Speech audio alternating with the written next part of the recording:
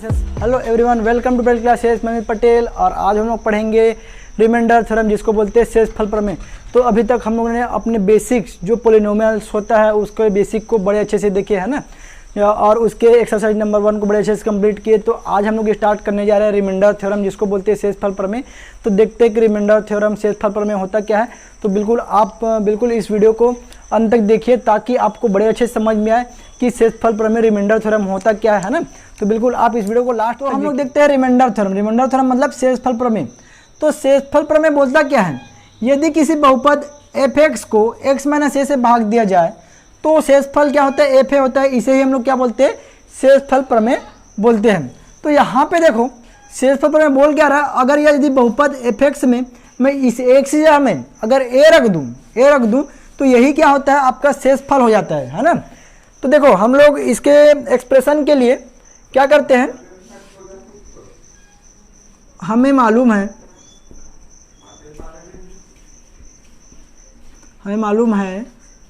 कि क्या मालूम है, क्या होता है भाज्य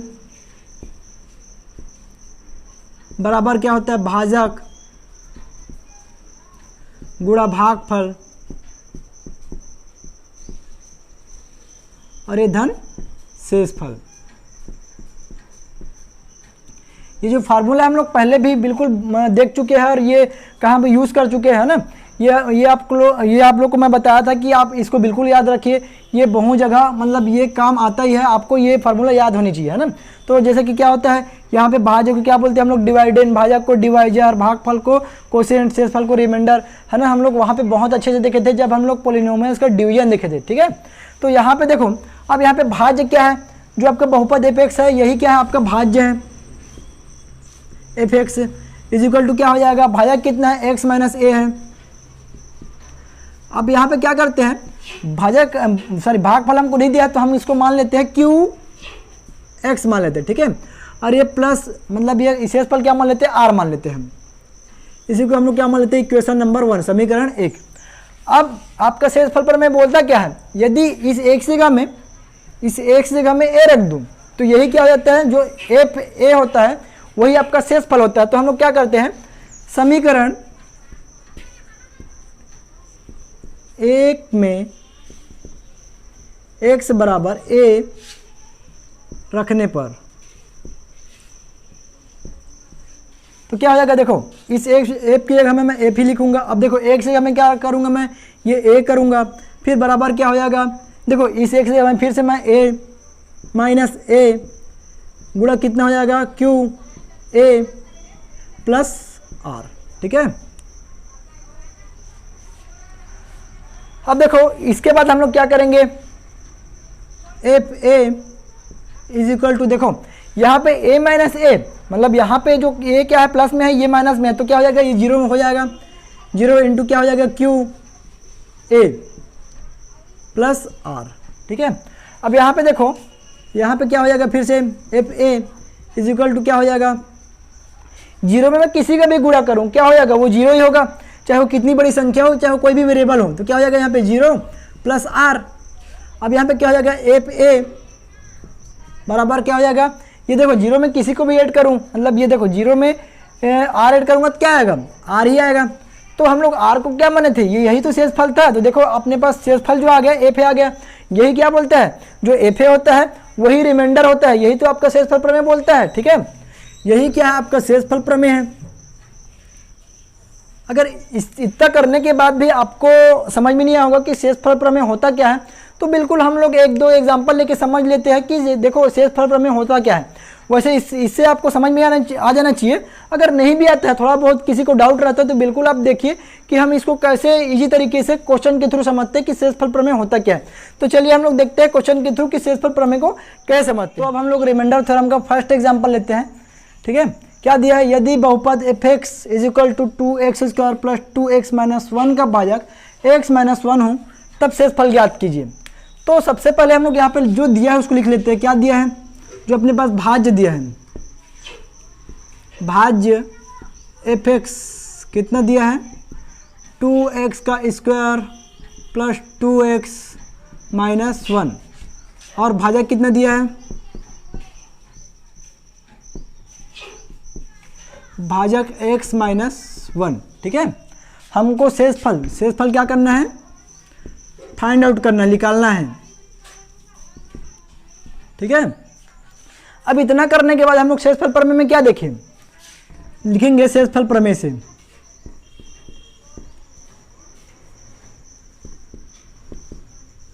शेषफल प्रमेय से क्या है, जब भाजक x माइनस a था, है ना, तब शेषफल r बराबर क्या था, एफ ए, ठीक है। अब यहां पे क्या हो जाएगा, लेकिन लिख लेंगे जब भाजक, देखो यहां पे क्या है, x माइनस 1 है, x माइनस 1, तब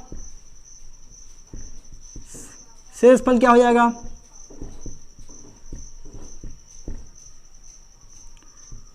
r बराबर f, और यहाँ पे क्या है, देखो यहाँ पे a की जगह में क्या हो जाएगा, 1 हो जाएगा, ठीक है।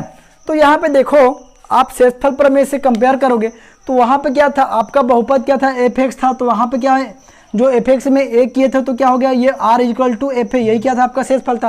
और आपका भाजक क्या था, x माइनस a था, लेकिन यहाँ पे भाजक क्या है, ax माइनस 1 है, तो इसीलिए क्या हो जाएगा, आपका शेषफल f1 हो जाएगा। यहाँ पे केवल a की जगह में क्या किया, 1 क्यों, क्योंकि यहाँ पे क्या है, a की जगह में क्या है, 1 है, ठीक है। तो अब देखो हम लोग क्या करेंगे, देखो r बराबर क्या हो जाएगा, ये देखो यहाँ पे ये f और x से हमें क्या करेंगे, 1 करेंगे, तो f और ये 1 हो जाएगा। और उसके बाद क्या करूँगा मैं, बराबर देखो ये 2 की जगह में 2 करूँगा मैं, है ना, फिर x से हमें मैं क्या करूँगा, 1 पूरे का पावर, मतलब कि कितना, इसका पावर कितना है, 2 हो जाएगा, प्लस 2 और ये 1 हो जाएगा, फिर ये माइनस 1। इतना आपको समझ में आएगा कि हम लोग कुछ नहीं किए, बस हम लोग x से हमें क्या किए, 1 रखे, ठीक है।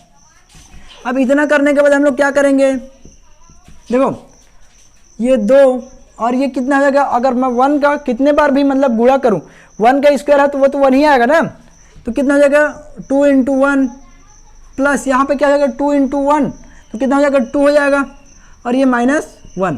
अब क्या हो जाएगा, f1 इज इक्वल टू कितना हो जाएगा, देखो 2 इंटू 1 ये 2 हो जाएगा, और फिर कितना हो जाएगा, प्लस 2 माइनस 1।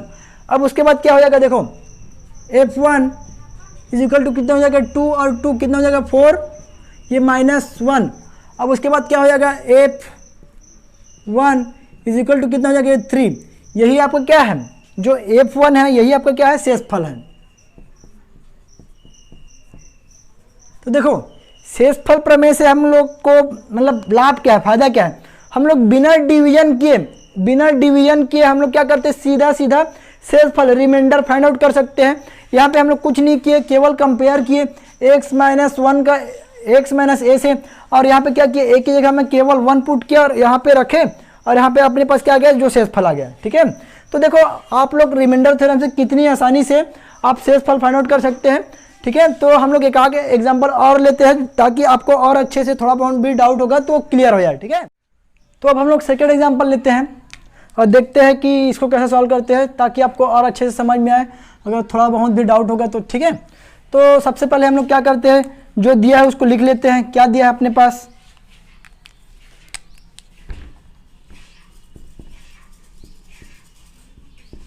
दिया है, क्या दिया है, भाज्य क्या दिया है, px इज इक्वल टू क्या दिया है, 2x का स्क्वायर माइनस 3x प्लस 6। भाजक कितना दिया है, gx इज इक्वल टू कितना दिया है, x माइनस 2। तो और हमको शेषफल क्या करना है, फाइंड आउट करना है, ठीक है। तो हम लोग क्या कर सकते हैं, जो हम लोग शेषफल प्रमेय भी देखे, शेषफल प्रमेय से